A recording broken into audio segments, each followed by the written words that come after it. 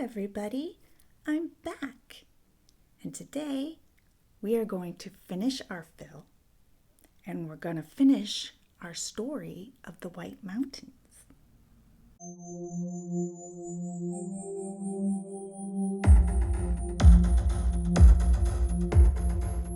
Okay, so I am going to do some filing first and then do the design work on these nails. Now, since we are discussing the White Mountains and the metal tripods, I'm going to be doing a metally chrome nail, which, I don't know, are chrome nails still cool? I like them. I haven't seen them in a minute, but I still have the powder, so. Where were we? Oh yes, the boys have been captured and put into a storage area in this tavern. Remember, the drunk men came out and captured them?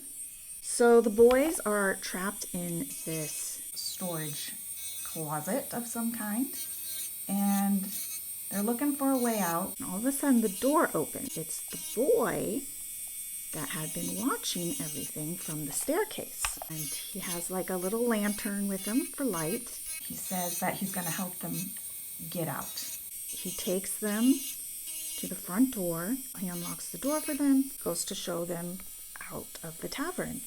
And he's assuming that they're looking for a ship to take them back to the other side of the sea based on their accent. He's assuming, they're going to want to go home. And so he tells them how to get to the ships. And they're like, no, we want to go south. He's like, south? And he speaks kind of not broken in English, but he has a very thick accent, so he kind of has to explain himself multiple times to the boys so they understand what he's saying. They're like, yeah, south. He's like, inland? And they're like, yeah. Okay, and so he tells them, and he's like, but why would you want to go south? I'll take you to the edge of town so that you can continue inland. So he gets them to the edge of town, and he's like, okay, here you go. And the boys are like, thanks. He's like, can I ask you why you want to go south? They're like, well, there's this. And I don't know why they just told him out of nowhere. Maybe because he's the same age as them. I think also maybe because they noticed he wasn't capped. They said, well, there's this place called the White Mountains where there's no tripods. And he's like, what? He's like, that sounds interesting to me. He's like, can I go too? And they're like, well, you can. And they're fine with him coming because he speaks the language, so that will make things a lot easier for them. So, it's almost too good to be true. So they're like, yeah, you can come, but you gotta come right now. You can't go back to your house and, get anything. And then he's like, that's fine with me. He's like, thanks for letting me come. My name is Jean-Paul. Jean-Paul. But the boys can't pronounce that. And because he's tall and skinny, they decide to call him Beanpole. So they're walking along their journey, and they start, conversations with Beanpole. Start to, get to know him a little bit. And it turns out that the reason the men had captured them was because there had been some vandals earlier that day messing with the boats. They thought it might be them. It was just, wrong place at the wrong time situation. Beanpole tells them that, he lives with his aunt and uncle that own the tavern, but that, he could tell his aunt and uncle didn't care for him too much. I guess his parents died, and so they were kind of stuck with him. He was obviously an extremely intelligent boy. He had taught himself English from a book that he found. He also had invented his glasses that he was wearing. He didn't call them glasses. He said that he reasoned that since sailors used glass, charge this. Might have to do the rest hand-filed. He reasoned that since sailors had the telescopes, it was glass at the end of the telescope and it made things appear closer, that the same thing could happen for him, that he could contract something for his bad eyesight. And that he played with, different thicknesses of glass until he could see better. He told him about a bunch of other stuff that he experimented with, steam, trying to make a hot air balloon. And this was part of the reason that he thinks his aunt and uncle didn't really care for him. He was just, strange. He said that he did not want to be capped because he knew it would mean the end of his inventing things. So that's why he wanted to go to the White Mountains with them. I need to charge my drill, so I'm just gonna finish with hand filing. I don't have that much more to go anyway. So Beanpole tells them that he knows of something called a chemin de fer. I might be pronouncing that wrong. I'm assuming it's French. I don't know what it means. But in this, he's describing a train of sorts, but that is pulled by horses. He takes them to it, and Will describes it as, he describes the train cars and how they're all fastened together and that there's horses hitched up to it that makes it go. And he talks about the tracks and how this was something the ancients had made. Beanpole tells them that this chemin de fer goes about 100 miles south in the direction that they're going. So they should sneak on board and they'll get a big chunk of the journey done. And the boys are all for that. So they find a place to hide in a little ditch area and wait for the next train. They're in a little area where the train is going to slow down a little bit. So they're hiding in this little area, waiting for the train to come. It slows down in this area, and so they're going to hop on board. So the boys ride this chemin de fer for about somewhere between 50 and 100 miles. They're not really sure, but it slows down to water the horses. And the boys take this opportunity to get off. So they get off and they find a ditch to sleep in that night. And when they wake up the next morning, they come upon an amazing sight. So what they see is a great ancient city. Ruins of huge buildings. It is the biggest ruins that Will has ever seen. I'm thinking it's supposed to be Paris, maybe? Will is oh my God, great. We're gonna have to find a way around this. And Beanpole's why? He's why not through it? Let's go into it and let's explore. He's I'm so curious as to these ancient cities. He's I know we're not supposed to go into them, but those rules are for the capped. But Will is still hesitant. I think he's just concerned about it taking too long or what they might find in there. Maybe he's just scared. But he's, arguing that they shouldn't. But Henry and Beanpole want to. So it's kind of eh. So they go down into the city. They're describing abandoned vehicles everywhere. They can't figure out what they are or what they're for. Beanpole's reasoning that they're carriages of some kind because they have wheels. But the boys are but there's nowhere to hitch the horse. And he's I think they, moved on their own. And they're that's impossible. Boys are, wandering through these ancient ruins of this huge city. They're describing there's skeletons everywhere and all the vegetation's overgrown. So then they start, they're walking down these abandoned streets and they're seeing stores. They're oh, look at all these stores. What's in these? So they start going into the stores. And in one store, it sounds like it's some kind of a department store. They're just describing everything they're seeing. And then they come across the sporting goods section and they're able to pick up a bunch of supplies. And then they find cans of food and they're what? Why is there food in these cans? It's obviously not edible because it's I think it's supposed to be like at least 100 years. So the food is not edible, even canned food. The boys are looking around, and Will finds a jewelry store. And we know Will's a little fascinated with watches. And he starts looking at all the watches, and oh my goodness, they're so cool and beautiful. And he's like, I want one of these. Maybe I should tell the other boy. And he's like, you know what? No. They disagreed with me about coming into the city. This is my watch. And he takes it. He doesn't tell the other two. I mean, it's not exactly stealing. Now, while Will is in there, he hears the other two boys call to him. And they're like, Will, come here. Come check this out.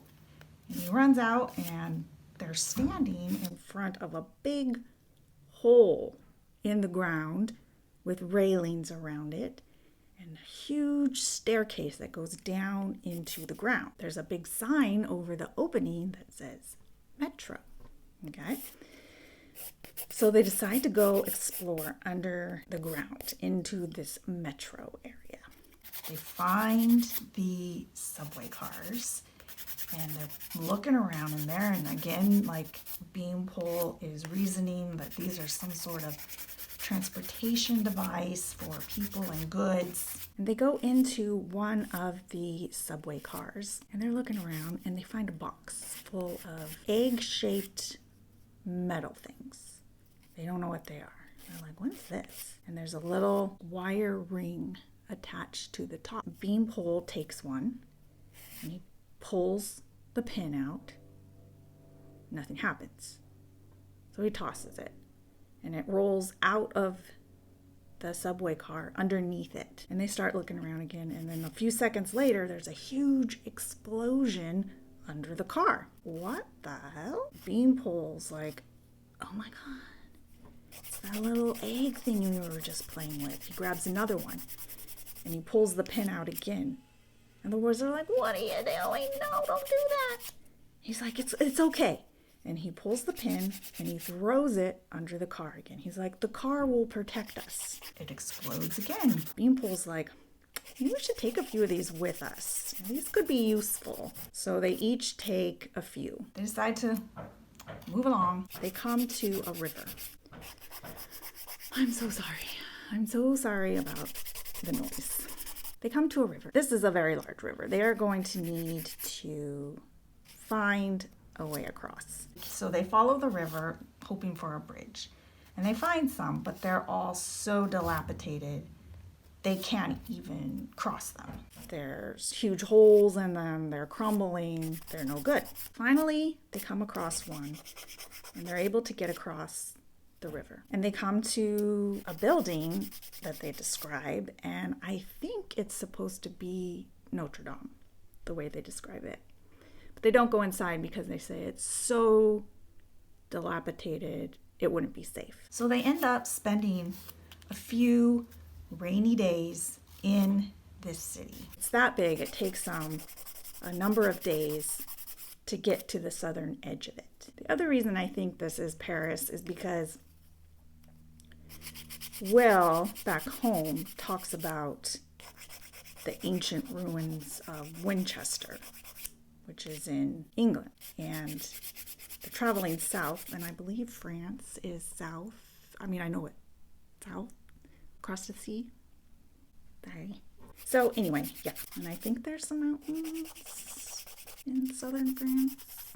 If you're from France, let me know. Does this sound like France to you? So they make it through the city, and they spend several days walking through farmland. Will starts to begin to feel ill. And the other two boys feel like he's just being a baby. He's just sulking or something. But after several days of Will not wanting to eat, they're like, okay, maybe something is wrong. So they realize he's really sick, and he's gonna need a place to rest for a while. They find some ruins, like a small ruin in these farmlands to hide out while Will gets better. Now, Will is kind of in a feverish state. He's not completely aware of what's going on. Is kind of in and out, and he's seeing things going on, but they're not really like registering. There's a vague knowing of somebody coming in to their hideout and speaking the language they don't know, but Jean-Paul does. And then next thing he knows, he wakes up in a beautiful room, and there's a brown-eyed girl standing over him in a blue turban. Apparently, it turns out that while Will was in his feverish state, the boys were discovered by a farmer. Beanpole had told them that, Will and Henry were deaf mutes as a way to hide the fact that they didn't speak the language. So the farmer and his wife feel bad for the boys. They feel bad for Will being sick. And the wife tries to nurse him back to health. A noblewoman, her name is Comtesse de la Tour Rouge, she hears of this. And being a noblewoman, it is her job to be charitable and help people. She sends for Will and the boys to come to her castle, and she's going to take care of them. Now, the girl that is standing over Will is the Comtesse's daughter. Her name is Eloise. When Will finally awakens from his feverish state, the Comtesse is at his bedside. She's like, "Oh, hi, Will. Feeling better?"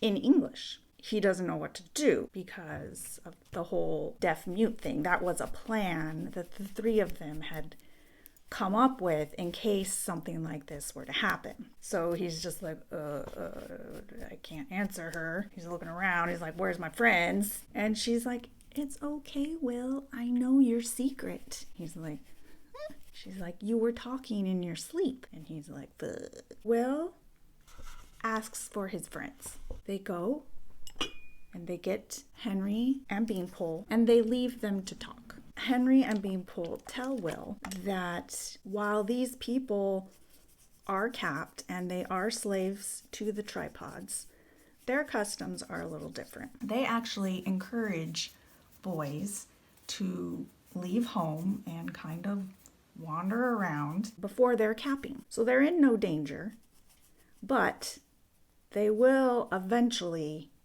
be expected to be capped. So the plan is that they are going to hang out there a little longer to make sure that Will is fully healed. He's probably going to need a couple more weeks. So they're going to stay until the tournament is almost over. Now, the tournament is this special time of year in this country. And at the end of the tournament, all the people of the proper age are capped. They're going to have to get out of town before then. The tournament will also provide as a distraction for them to escape. So over the next few weeks, Will and Eloise start to form a friendship.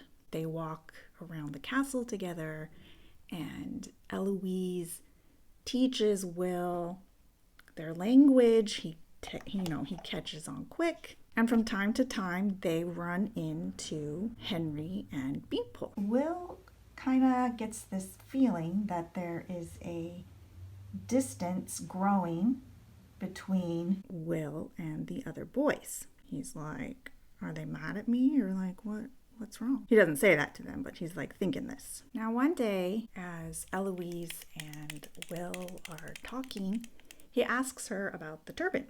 He's like, "What's up with the turban? Why do you wear that?" And she kind of just, blows him off like, "Oh, it's just, something I wear, blah, blah, blah." And he's like, "No." He's like, "Tell me about it." And he starts kind of like joshing with her like boys would do on the playground. And he knocks the turban off of her head. You can tell by her reaction that he just did something very bad. She scrambles, puts the turban back on. Without her turban, he can see her freshly shaved head. So she's capped. Now, Will had just taken it for granted that they were probably the same age because she was, of small stature. So he figured she wasn't capped. But here she is with a freshly shaved head, and he can see the wires of the cap on her head. She puts the the turban back on. And she explains to him that girls in their country wear the turban for 6 months after they've been capped. And it's very shameful for anybody to see them without their turban. And that Will is very lucky that nobody else saw that happen.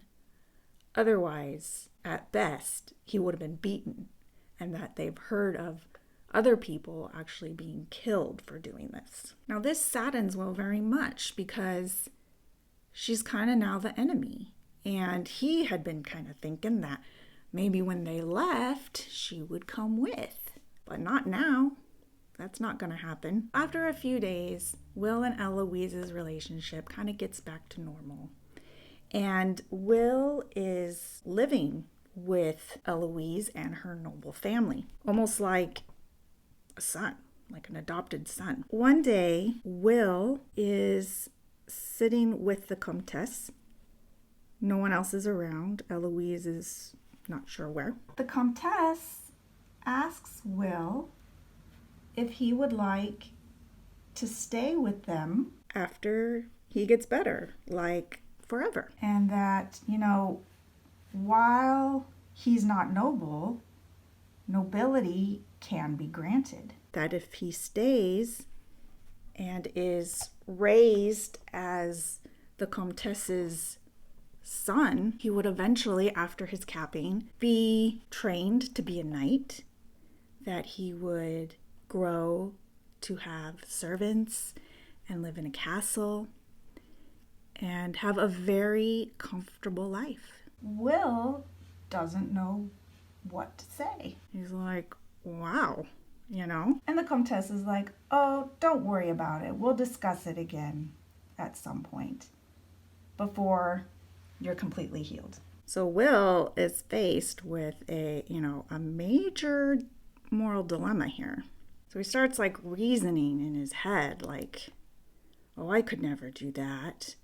And at first he feels, kind of morally superior, thinking that, he would never, ever sacrifice his freedom for money. But then he also starts asking himself, well, what's more important?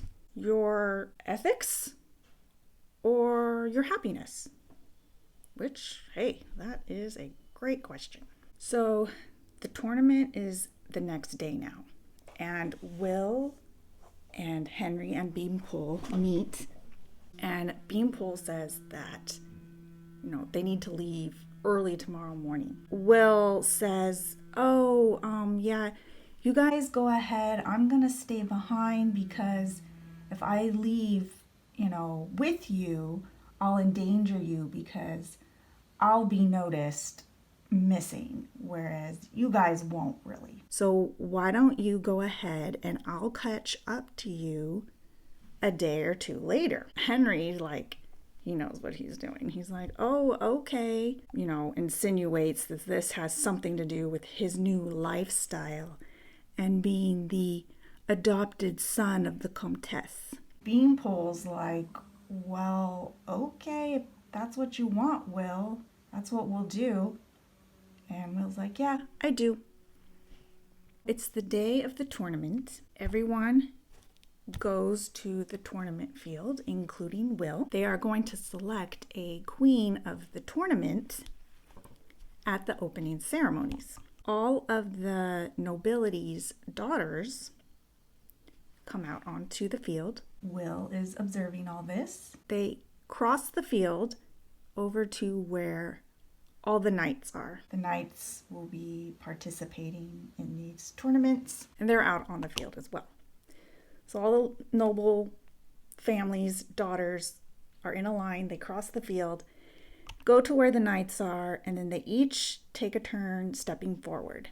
And the knights vote for who they want to be queen of the tournament by holding up their sword. Each girl comes forward, everyone, casts their vote. Of course, Eloise wins because she's the fairest of the land.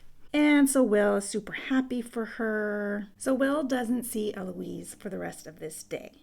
which he understands because as queen of the tournament, she has many duties. She has to award prizes, all that kind of stuff. And Will is busy with the entertainment of everything anyway. So the tournament is continuing on. Will is watching all the events. He's having a great time. All of a sudden, they hear this high-pitched sound. And Will knows it's a tripod. It's getting closer and closer. All of a sudden, it's standing directly over the tournament field. He just stands there, perfectly still. And Will's like looking around. He's like, nobody else, seems uneasy with this, so I guess it's cool. Now that night, Eloise comes to Will's room. She tells Will that she just wanted to say goodbye before she goes. He's like, what are you talking about? And she's like, well, I'm queen of the tournament, so yeah, I'm gonna be leaving to go serve the tripods in their city forever and ever. And he's like, no, she's like, that's my job. That's, as queen, it's my duty. And he is very upset by this, like telling Eloise, no, he's like, you can't go there. He's like, can't be a slave to them. He's like, run away with me. He's like, and you won't have to go. He's like, I know where we can go where they won't find you. And she's like, oh, Will. She's like, you'll understand. I'm so happy. I'm so happy. She walks out of the room. She's like, you'll understand once you've been capped. Now he knows he done messed up.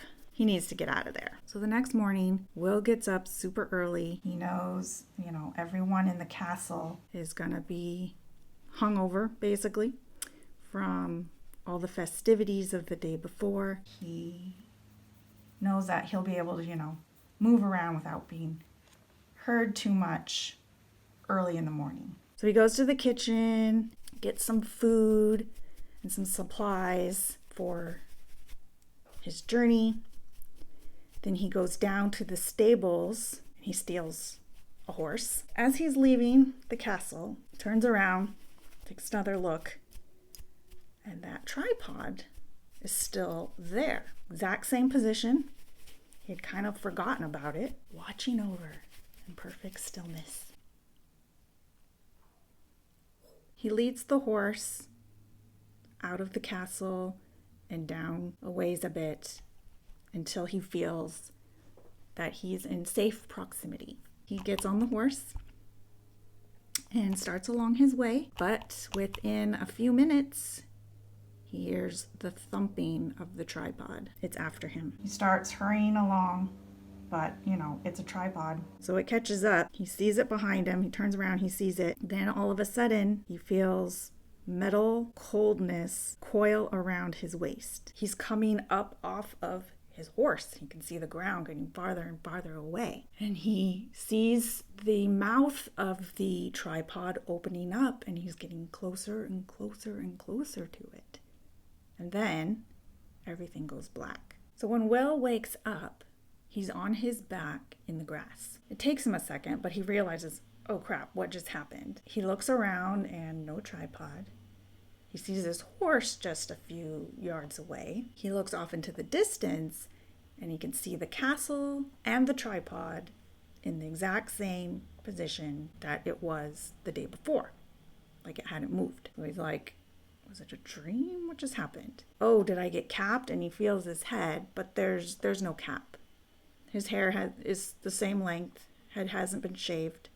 No metal. Based on the light of day, he gathers it's been a couple hours since he's been out. He knows that the servants are probably going to be waking up soon. He needs to get going because they're going to notice him missing. So Will rides fiercely and he catches up to Henry and Beanpole, who are actually a little bit shocked to actually see him. And he's like, what'd you expect? I was just gonna not come. They decide to ditch the horse because it was a very nice horse and it was obviously belonged to a noble. So they thought it would look better to have three boys traveling by themselves versus three boys and a horse.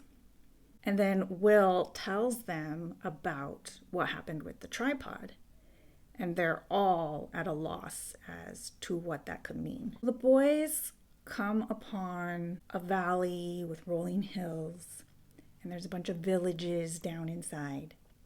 They make their way down into the valley, stealing food from fields and open windows as they go. As they're going along, at one point, off in the distance, probably about a mile away, they see a tripod, and it's just standing there perfectly still. But they don't think much of it because, again, in these parts, you see a lot of tripods. As they continue, a day later or so, they see another tripod standing there perfectly still. And they're like, is it the same one? Is it a different one? Can't really tell. They all look exactly the same. But again, they're not too concerned with it. It starts to rain, so they take refuge in an abandoned hut. There's a lot of these around, apparently. In the morning, they wake up to, yet again, the tripod just standing there perfectly still. But this time it's a little closer. This time it's about a half a mile away. And while they're still not really suspicious of it, they think they should probably, let's not stick around. Let's hurry along, just in case. So again, the next day after that, same thing. So now they know, okay, this thing's following us. So they decide to go off course a little bit and travel through some wooded areas so that the trees will conceal them, thinking that this will help them ditch the tripod. And they travel this way for a few days, and then they finally come to the edge of the woods and upon a great stretch of land in front of them. And they think they've done well.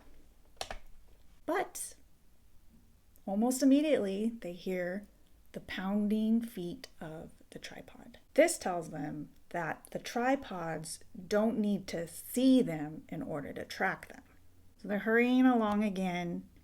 The weather is getting colder and mistier, but they start to feel a little bit better because they're not seeing any tripods for a while. So they're thinking either they were mistaken or they shook them. They're feeling better about it. Until, of course, through the mist, in the distance, they see the ominous outline of the tripod. So they're continuing on their way. Eventually, they lose sight of the tripod. They're now starting to go through some rougher land, and they need to forage for some food. So the boys are foraging. Will's kind of laying in the grass with his hands behind his head, and one of the boys says, "What's that?" Will's like, "What?" And he's like, "Under your arm, there's a tear."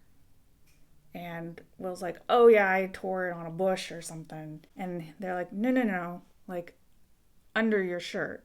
So Will sits up and he feels under his arm, and he feels a little metal thing like under his armpit. It's round and it's made of that same meshy material that the caps are made of. So that's what happened when he was in the tripod. He got tagged like a cow.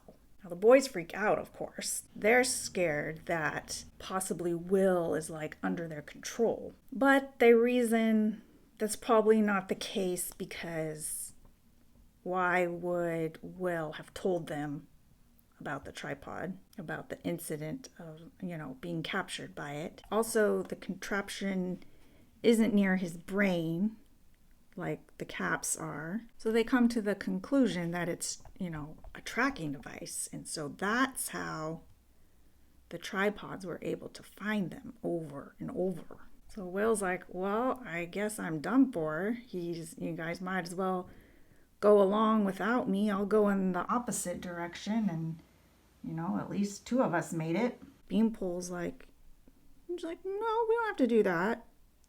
He's like, why don't I just cut it out of you? That is what they do. They have a very makeshift, painful little operation, they reason it won't be too bad. It's not that deep. It's not near any major veins. Beanpole is pretty confident he can get it out of him while not painlessly, but without hurting him too much. So they're continuing on their way. They hear that high-pitched call of the tripods that they heard when they were at sea. It's the hunting call. So they are definitely after them. There must have been some kind of an alarm put out when they removed the tracking device. So they look off in the distance and they can see all these tripods coming, like, a handful of them, and they're putting out this call. So the boys dive into this like bushy area. They're hiding in these bushes. It's quite a lot of them. And the tripods is using its tentacles to start ripping out the bushes from the roots, looking for the boys. Now, Beanpole remembers their grenades. He pulls them all out. They have about 4. Tells them, let's just go for it. He's like, aim for the closest leg. So when the bush that's hiding them gets ripped up, they each pull the pin, wait the 5 seconds or whatever it is, throw the metal eggs at the tripods, and it does nothing. They're like, well, crap. So Will scrambles for the last metal egg, and as he's grabbing it, he feels the tentacle grab him, wrap around his waist, and starts pulling him up to the hemisphere of the tripod. Well, just gonna Hail Mary it. And as he gets closer and closer to the mouth of the tripod, he pulls the pin, and when he's close enough, he throws it up into the mouth of the tripod, and it lets out a huge but muffled explosion. And after it explodes, the tentacle that's holding Will kind of slowly, like it's dying almost, releases down to the ground and kind of gently just lets Will go. So they're like, dang, I think we killed it. We better get out of here before it either, wakes up or a bunch, or more tripods show up. So they start running at full speed, and they're running for about, a half an hour or so. And they come to a slope, and they have to climb this slope, and they get to the top, and they can see the horizon, and they can see a bunch more tripods coming. So it's becoming darker, and the boys have been running and running. It's almost completely night when they come to a stream. They're looking around, trying to figure out what to do next, and in the distance they can see these like beams of light coming down from the sky. So it can only be like the tripods. They have these spotlights, and they're like looking for them, and they're becoming more and more numerous. There's nowhere to take cover. The boys see that there's this big boulder kind of sticking out near the edge of the stream, where there's a crevice kind of underneath it at an angle. So the rock is like protruding out, but then there's a space underneath. You could tell it's where the stream had once been like a raging river and wore away this area underneath the boulder. So it was just big enough for the 3 boys to shimmy inside. There was literally like just enough space. They're all 3 are laying on their backs. If they raise their head just a little bit, they're gonna bonk their head on this rock. They're laying in there, and they're preparing themselves to, be laying there for a while. Are seeing more and more lights, and the feet of the tripods keep passing their eyesight. Can, see the beams circling around on the ground, all around the rock. They decide to, settle in there for a while. They're gonna be there a while. After about a day of this, there's about a 15-minute period where they don't see or hear any tripods. So they think maybe it's safe to come out. They come out and they look around, but no, they can see some tripods in the distance. They're either new ones coming, or they're the same ones just looking in a different area. They don't know. But they're not going to risk it, and they get back under that rock. So after days and nights of tripod feet and lights coming and going, they're getting hungry, they're in pain from laying under this rock. Now, after some time, about a 2-hour period goes by where they don't hear or see any signs of the tripods. Crawl back out real slow, look around. They hang around for a few more hours, still no sign of them. So they decide it's safe to continue on their way. And they walk all day and all night until they finally just collapse in an open field, completely exposed to any possible searching tripods. They awake, shivering. It's getting colder the closer they get to the mountains. They walk for a few more hours. They come to a hilltop, and finally they can see their goal, still some miles away, but they can see the White Mountains. So they're admiring these mountains and they can't wait to get there. And then there's that sound again. Thumping of tripod feet. Turn around and it's 3 tripods headed right for them. There's no cover here. They're in like open land. Great. We've come this far and this is the end, really. They notice that the tripods are walking side by side, and they're getting closer and closer. They're about 50 yards away now. They're passing this golden orb between their tentacles, back and forth to each other. They're getting fast, they're getting closer and closer until they're like literally right on top of them. A foot plants down just a few yards away, but then it keeps going. It passes them up. They're like, what? So obviously whatever they were doing was too much of a distraction for them to notice the boys. They were like, what are they doing? Was that some kind of like mating ritual or something? But I thought they were machines. They don't know. It's too weird. How can you understand these things? So the next part of the story, Will is speaking from the White Mountains. So we know they made it. He talks about how they live in a tunnel made by the ancients inside of the mountain. They don't know why they made it, but it provides a stronghold for free men.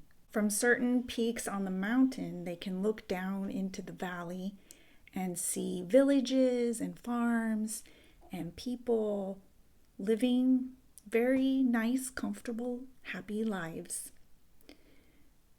But their life in the White Mountains is difficult. But they do have 2 luxuries, freedom and hope. The older men of the commune will meet and make plans. They don't know what the men are planning, but they know that they'll be involved somehow. And they also know that they will defeat the tripods. So yeah, that is the story of the White Mountains. One of my favorite books growing up. It was required reading. That's how I came across it in 7th or 8th grade. I don't know if it still is. I don't know. But yeah, it had a big impact on me and I think really shaped how I view certain things that have happened in recent events. That's obviously a very slimmed down summary of the book. I would highly suggest you getting the book and reading. There's a lot of details in the way he describes the earth and the tripods and the way he feels about what's happening in the world around him. So yeah, there's my Metal Nails. Metal Nails, another band name. I think they're very interesting. I think they're very cool. Whether they're cool now or not, I don't know. And I don't care because I like them. Thank you again for joining me today and letting me talk to you while I do my nails. If you liked this video, let me know by giving it a thumbs up. Make sure and subscribe and hit the notifications bell so that you'll know when I upload new videos and talk about new books, because I will be doing the other books in this series, so watch out for that. And I will see you in the next one. Bye bye.